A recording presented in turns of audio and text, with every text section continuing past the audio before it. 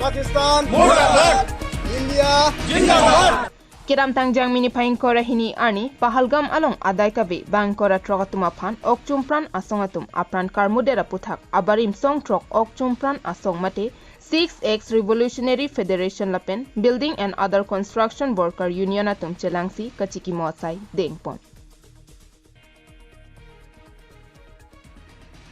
Kachekimo asai kedeng ahut 6X Revolutionary Federation amepu mensing teron ke Japon along chunbang harbamon phangcholapen klemrapet arisang huatum along Building and Other Construction Worker Union atum penchelangsi Pahalgam along apran kedam nangjui atum akarjong sining hemreng mi ke padampa media phanpura milur kai ponsi chekimo ponlo bangso milur ke kaipen kachekimo ponahut ningduk chipi ponsi apran kedam nang bang kora trok atum akarjong arnama kengri along kedodong dong pa media arnam angno sining pon la bang kora trok atum risim kang kang pan ki enatum aphan nep ingnang ponsi sodak akang sai pinangji alangli tumaphan nep ingnang pon petiga bangki ninging samse pusi ningje pon. And the labor union buildings and other construction Hamran district committee stand in solidarity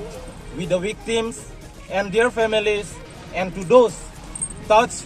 by this tragedy. In remembering them, we reaffirm our collective humanity and our resolve to uphold peace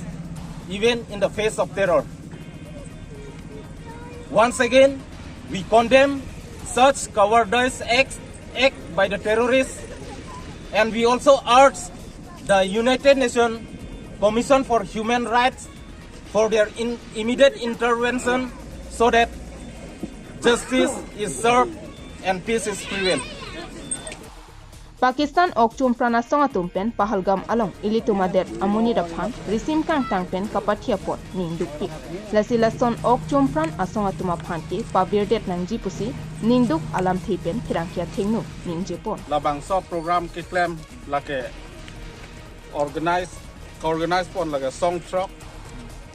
X6X Revolutionary Federation la penelitum ladak labor union building and other construction